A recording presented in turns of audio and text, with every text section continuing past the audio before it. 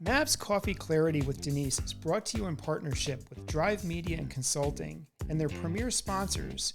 Subscribe on your favorite streaming platforms and share. If you just found us, welcome. And if you're a regular, welcome back.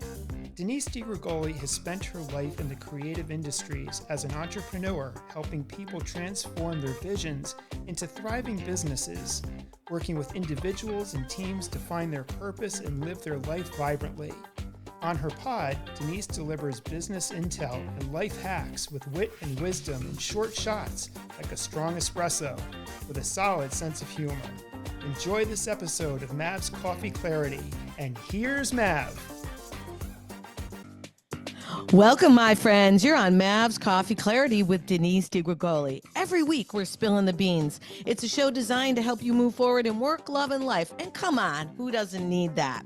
This is where I interview some fascinating people, mavericks in their own right, doers, creative thinkers, forward-thinking people that found silver linings in their fiascos. We're unedited, authentic, and we're real. It's like coffee with a friend. Stories you can trust, always infused with humor. Taped right here live in my Ashley Falls studios, Massachusetts, Fairfield, Connecticut, and worldwide. If you just found us, welcome. And if you're new, you have to redo that. And if you're new, that means you just found us. All right, one more time. I promise we won't do it more than once.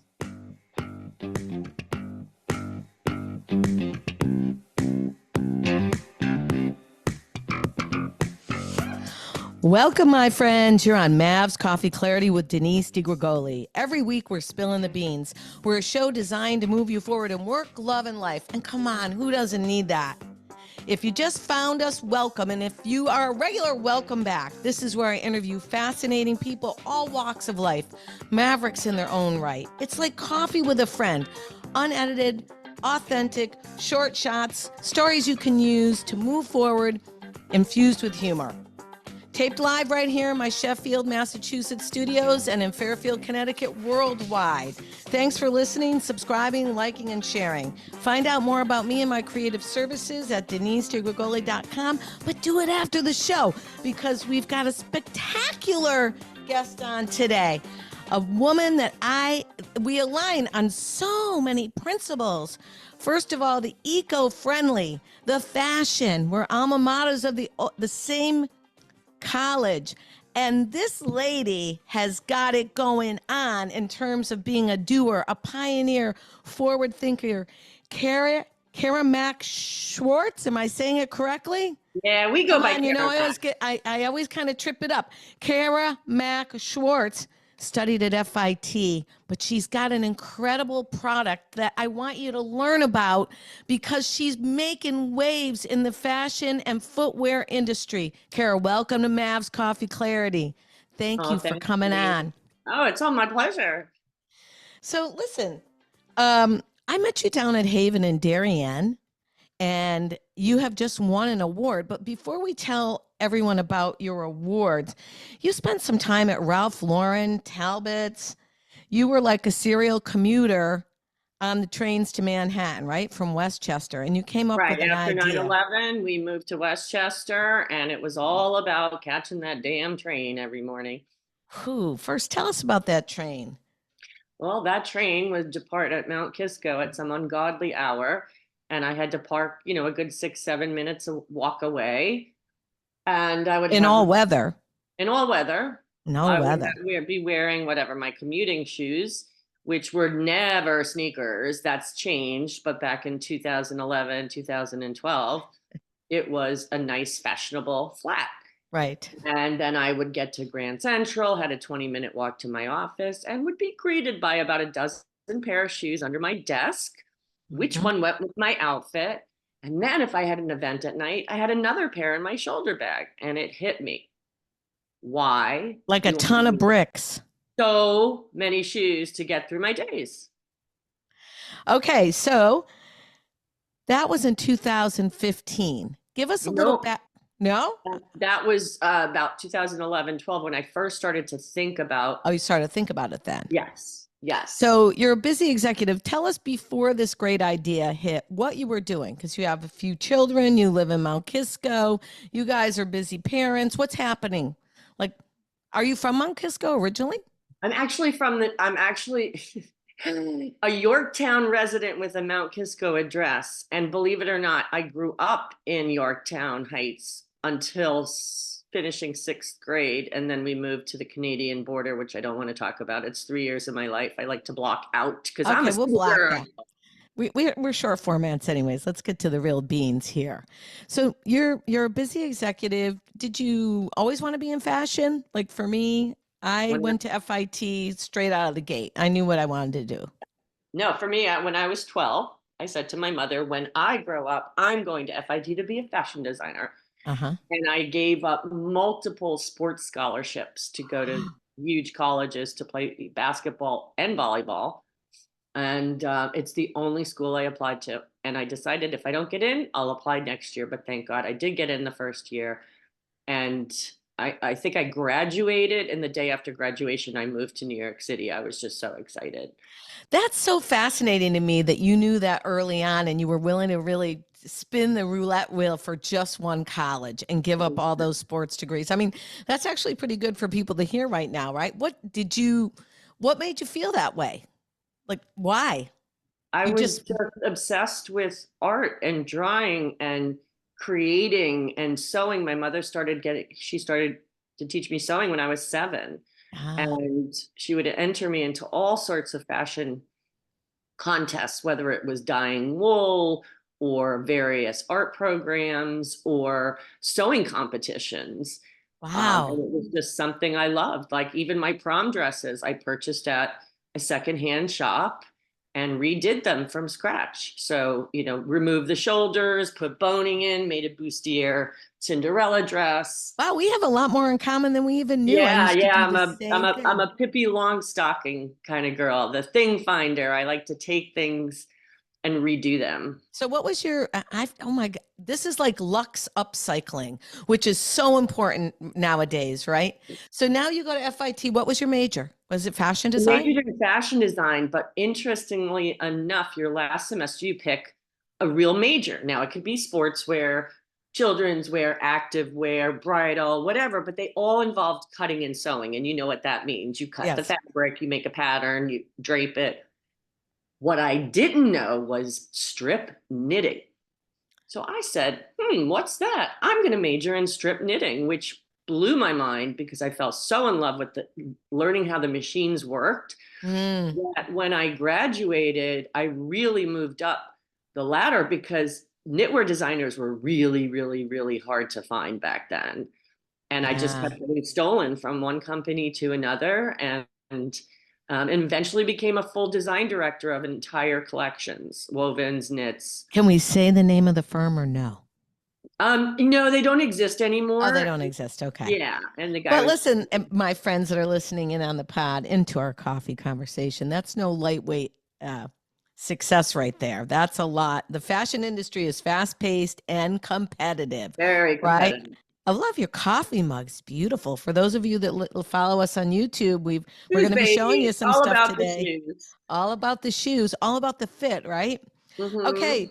So 2011, you're thinking about it. You've got 12 pairs of shoes under your desk. How old are your kids right now at this time? Oh my gosh, I can't believe they're 24 and 23. Both college graduates from a Ah, year ago, and congratulations. both doing very, very, very well in there. But how old were they in 2011 when you were brainstorming this?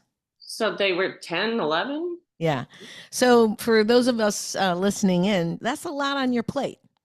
Plus your creative brain, most creative people, their brain never stops because they have kids or they have car accidents or anything else, I right? paid up the nose for my nanny, and she did Yeah. all the housekeeping and the grocery shopping and the laundry. And, we had a car for her. So she was really like the second mother to them. I love them both dearly. I love to spend time with them. But the funny part is I would come home at nights and on weekends with this crazy idea, learning how to mold and cast chemicals. And my entire kitchen counter was covered.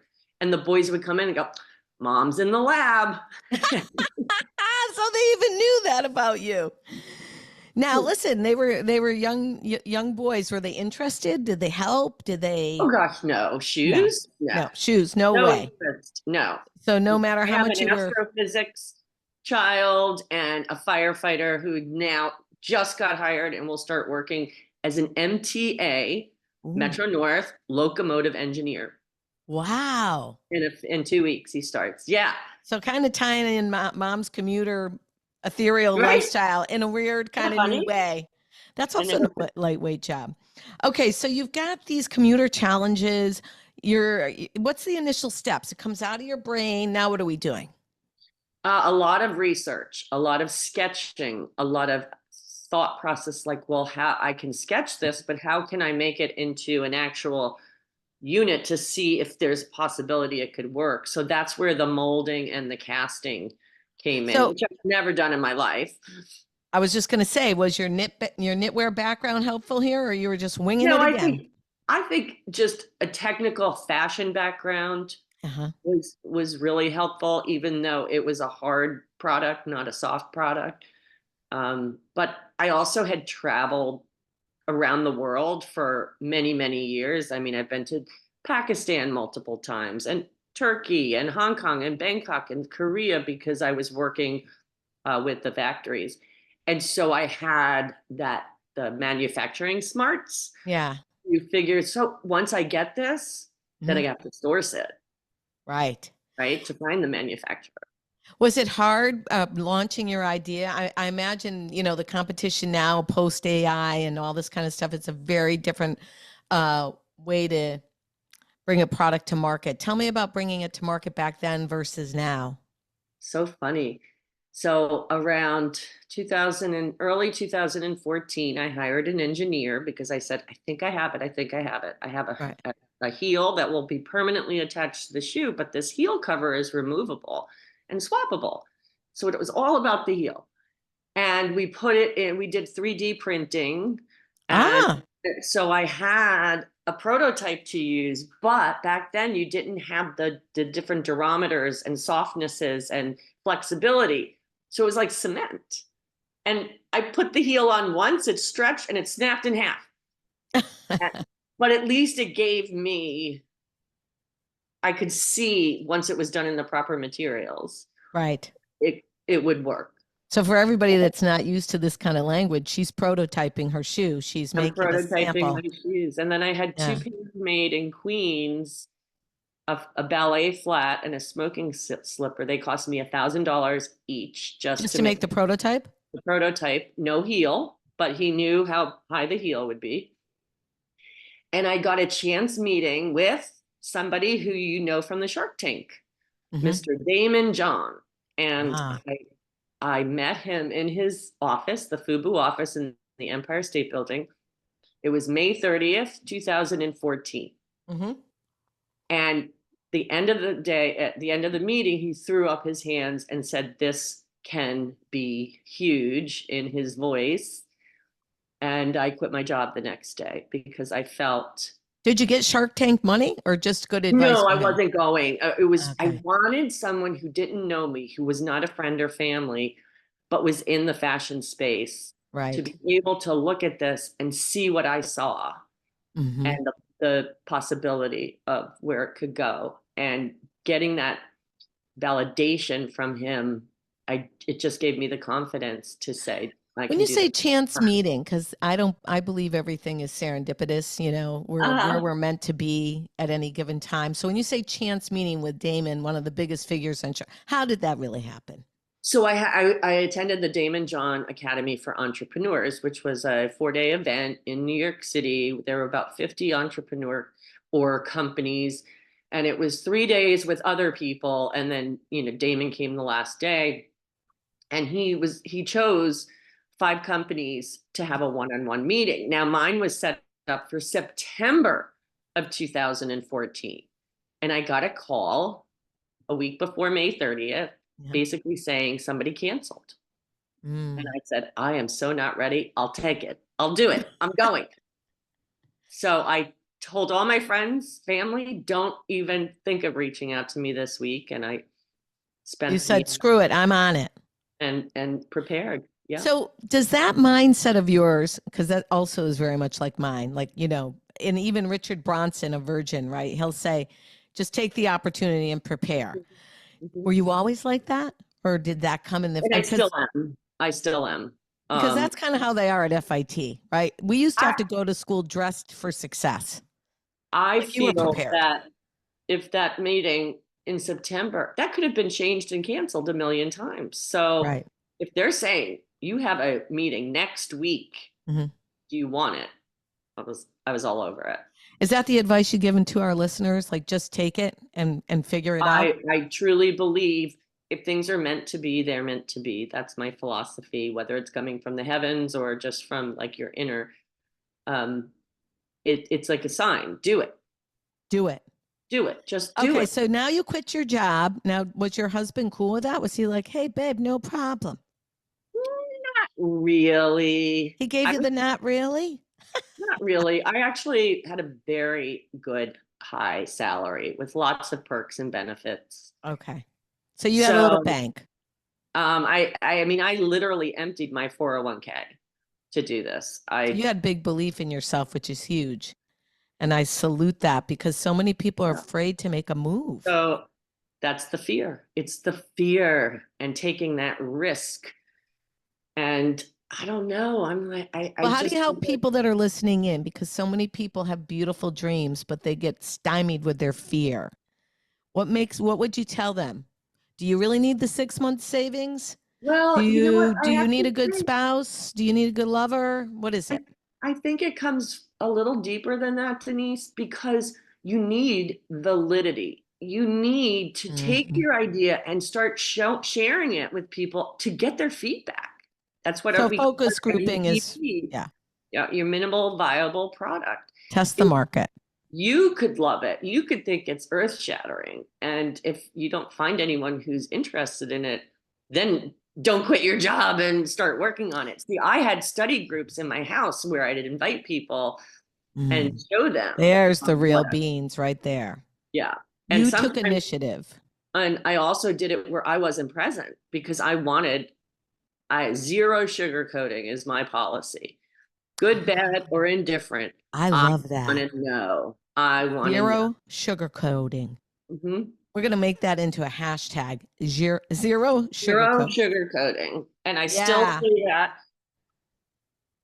Okay, so now we're moving right along. Mav always, our show tips its hat to B corporations, of course, women-owned corporations, and sustainability. I'm very much about not putting stuff in the landfill. When I read this, when you and I spoke, your eco-friendly approach, tell us about that. I think this is huge. Okay, so again, as a child, I dubbed myself as the thing finder, and I would love to take things and repurpose them. And then when we bought our house here, I'd say 85% of what you would walk in and see are things that I redid, whether it's chandeliers or light fixtures or, different Amazing. in the Amazing. house. And, I made all my curtains and my chair cushions and my headboard and everything. When it came to the footwear, it was all about owning less and wearing more, right? Hmm. So, to be very clear, one pair of our shoes, sandals or boots, have heels that are permanent and heel covers that can change out so you can change your look, match all your outfits, but also the sandal straps and the toe clips. But it wasn't good enough for me. So I launched in 2014 with the interchangeable slash customizable footwear. Mm. But I wanted the materials to be sustainable and eco-friendly. Which means what for Well, you? it means that every product is natural as opposed to there's nothing plastic. There's nothing that will turn into microtoxins once it hits the Music to my landfill. ears. No plastic, no microtoxins. Yeah. Yes. But So that's our going to be new, really hard to find. but I did it. But you did it. I did So it. so tell So us about how you did that. So someone has a dream right. and you've got a vision. Yeah.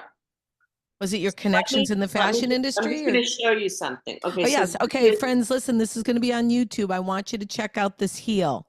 this First is of our all, the boot boho, is fabulous. our boho boot, and it's Mhm. 100% Napa, really soft leather, Beautiful. but it has a plastic sole, Hmm. and the heel is injection molded ABS material. So that's like Beautiful. what a tire is made of. Hmm. And you simply take the heel cover and you snap it on and you're ready to go.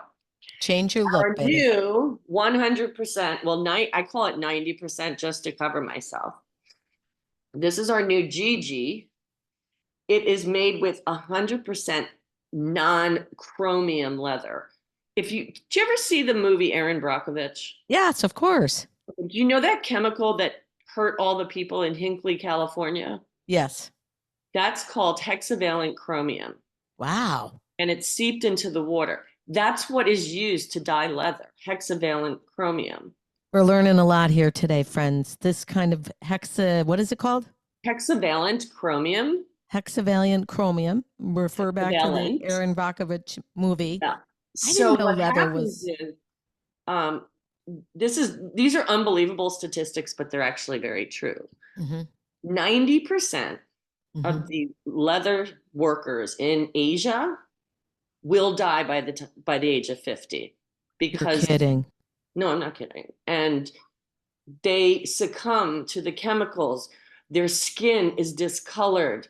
They go blind. Their children are very sick because of these chemicals. So I found in Brazil, which is where I manufacture, non-chromium vegetable dyed leathers. So Really, they're God bless you. I've just got to say that. Seriously. still leather, but Wow. it's made with vegetable dyes, and it doesn't harm the workers. That's really what it's all about. This is why I love not doing the show before the show, because I learned so much from people going along just by asking questions. I mean, who would have thought? I mean, that alone is huge.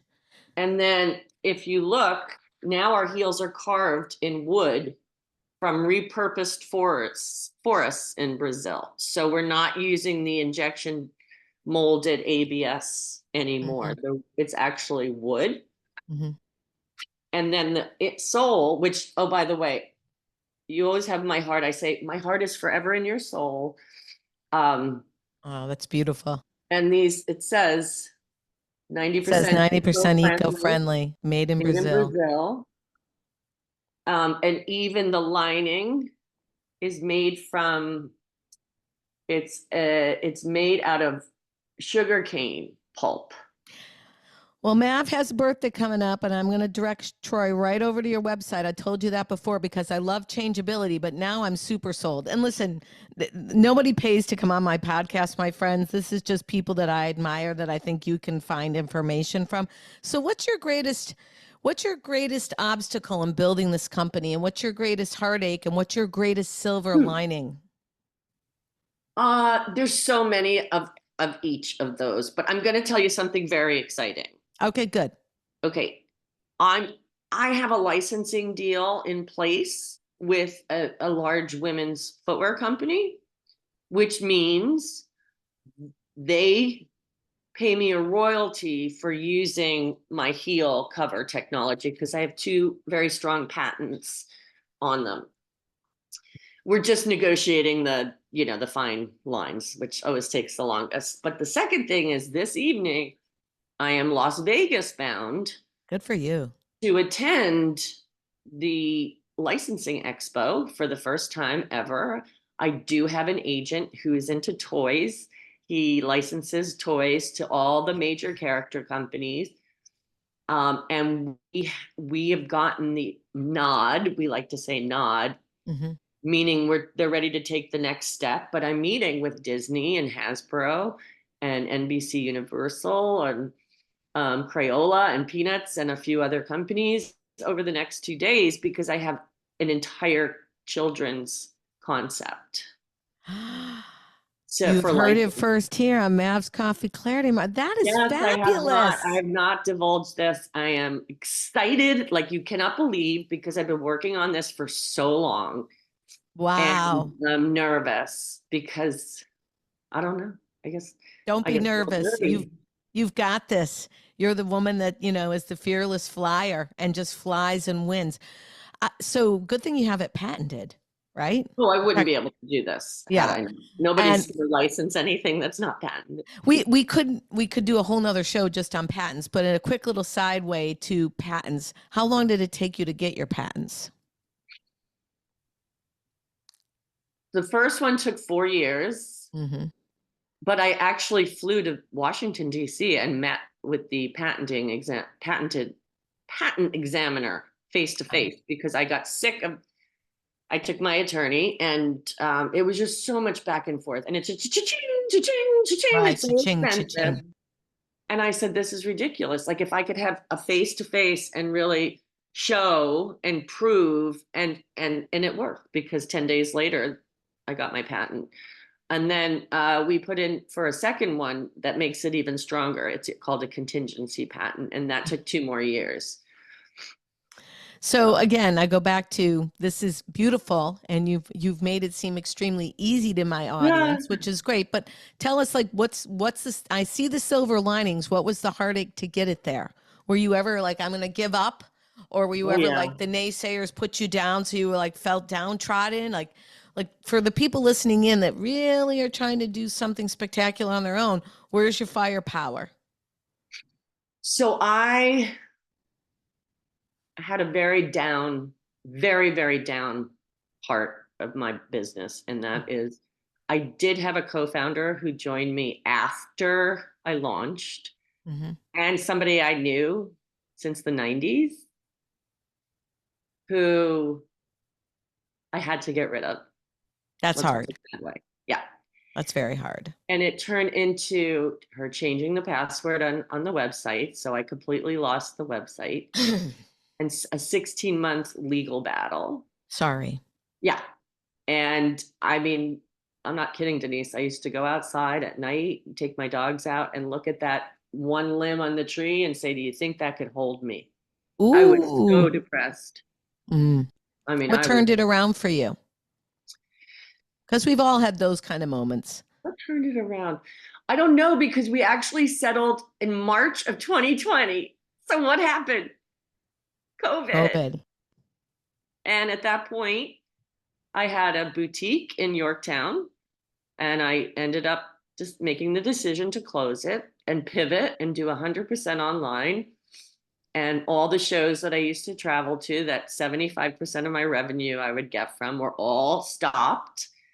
And I was just in 100% survival mode. I just needed to make enough to pay the bills. So, and there were times I did a little waitressing, or I'd host a wedding or something just for extra cash. People their eyes would bug out when they saw me, because everyone thought I was like this big time, I was just going to say, that takes a lot of integrity and foresight and insight and humbleness to say, I'm going to be a waitress coming out of a big, giant fashion career with big, giant fashion names behind you. Yeah, but I didn't care. Right. Nobody else's business what I'm going through. Exactly. And you know what? I had fun doing it. And I think when you're an energetic person, it's important to stay connected to humanity, right? And no matter what you're doing. Sometimes I do weird little side things like that too, just because, I don't know, I think it rounds out who I am. I'm on the go quite a bit, inventing things all the time, talking to millions of people. And sometimes I do things that perhaps could be considered below my pay grade. But you know what? It never stops me. It never stops me. I'm impressed with your upcycling, luck cycling. I'm impressed with, so now you've got this great deal. You're heading to Vegas. What's your vision for walking out of there? My vision is that I have enough interest that the meetings and the conversations continue. That's really what it is. I think that it's super important to do face to face. Me too. Especially in an industry like this. Is a brand new industry. It's almost like, I went into, not from apparel to footwear, but to licensing. I mean, that is way over my head. And I really had to learn all about it and how it works. I have my old college roommate who's an old FITer, is a retiree out of licensing. We can talk about it offline. Well, Pretty high level licensing. Yeah. You know, amazing. us FITers keep together. Yeah, that sounds amazing. A recent retiree from a well-known organization. Wow. Yeah. Yeah, I'm hitting 2 days on there, and then I have like a 12:30 at night flight to Tennessee for my niece's wedding. Congratulations. And so it'll be a huge family weekend. Everybody's coming, my mom and all my siblings and nieces and nephews. And so that'll be really fun. And then I'll get home and it'll be Memorial Day. Okay, so as we're kind of winding down the show, a couple questions for you. Yeah. What's the biggest lesson learned? It's about trust. Mm-hmm. I think I've always been a really, really friendly and trusting, and like I could be your best friend, even if we just met type of person. Mm-hmm. But I got so hurt that now I wear a bit of a shield. Right. And, I am fundraising on top of all this. So I'm trying to scale, which means I need cash to do that. And some of the investors will not take a single founder. They want a co-founder. And I'd say, thank you, goodbye, because I'm not doing it. The right door will open. Yeah. The right door will open. Okay. And how do you use, this is a good one following your answer. How do you use humor in your life to move you forward? Or don't you? I can't survive without humor. And I know I told this to you when I first met you and we didn't even know each other. Is I said, if you can't laugh, why bother? Exactly. And that's my motto. It's always been my motto. If you look at my social media, sometimes you'll think I'm a little cuckoo in the head. Like I wore a banana costume that I found in the laundry and did a whole thing on it because I was like, where did this banana costume come from? Oh my, that's something I would do too. Yeah, like I have a filter for sure, but I really love to laugh. That's why I'm so looking forward to like seeing my family, because we all do. It's infectious.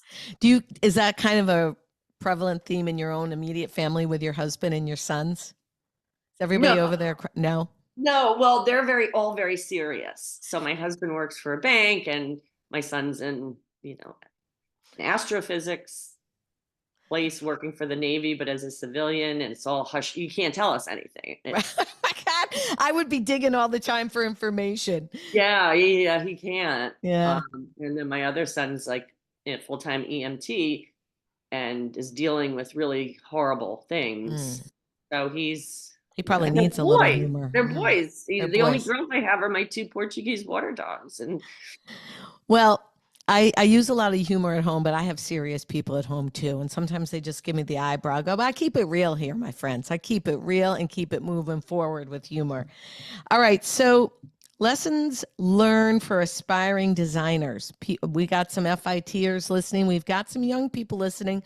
We are a multi-generational platform, and I believe that we all learn from each other, young to old, old to young.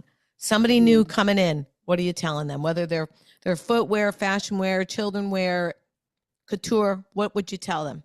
Because you've certainly done it. Okay, so first is if you're looking for a job, for example, in the fashion industry, research the shit out of the people and the companies that you're going to be interviewing with. You mean just don't listen to Reddit? Mom, I read it on Reddit. I'm like, I don't give a crap about Reddit. No. Like I am a research queen when it comes to everything, because if I don't understand it, I can't apply it. So even though if somebody else is going to do that work for me down the road, I need to understand how it works. So really do the research on the company, find some information about the people you're going to meet that could be complimentary toward them, where they would be like, oh my gosh, you knew that about me. Because that'll start a different conversation than just an interview. I also think it's really important to stick to your guns, because the market changes so much. And I know, for example, one of my assistants who I freaking love is searching for a full-time job. It's very difficult right now, Very. especially going into the summer. So be persistent, keep following up if you don't hear back from the particular company. I'm going to make Ava listen to this line about 6 times. No, I'm just kidding. Okay, rapid fire here. Strong coffee, decaf. What is it? That is such a good question. You know why? Right now I am drinking black. Okay. Black. All right. Now, favorite destination. What? Strong and black. Fat-free half and half. Fat-free half and half. Little sugar. Little sugar. But I just found out I have diabetes. So I have completely changed my diet and I'm doing it black. Favorite travel destinations? Italy, Cape Cod, Ireland. Favorite look, fashion look? Jeans and a white t-shirt. And don't forget her shoes. Tell us where we can find you, my friend. Well, you can find me online at www.mac.com.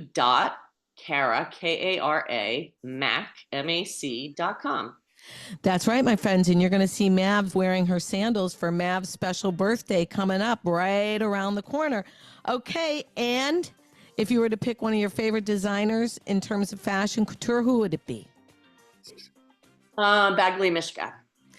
I love her too. Spill the beans on your favorite life hack. Help these people move forward. I listen to a lot of podcasts and books on Audible as I drive because I have no time to read. We're so thankful for our friend Kara Mac Schwartz. KaraMac.com, KARAMAC. That's right. Now listen, we're busy people, not only because we're from FIT, but we're busy Mavericks in our own right. Peace out, my friends. We've got to get back to work. Thank you, Kara. We'll see you soon. Follow and like us, Apple, Spotify, SoundCloud, and YouTube. Mavs Coffee Clarity with Denise. Hey, it's Denise over at Mavs Coffee Clarity. Did you know we offer an insider bi-weekly brew delivered right to your inbox? We don't spam, but listen, it's got great insider tips, life hacks, and business intel you can use, fresh ideas, creative ideas to move forward. Visit DeniseDiGrigoli.com and sign up today. I promise we don't sell your data, we don't share your data, we just talk to you via your email. Peace out, my friends. Mav's got to get back to work. I hope you're listening to the Mavs Coffee Clarity with Denise. Find us wherever you listen to your favorite pods.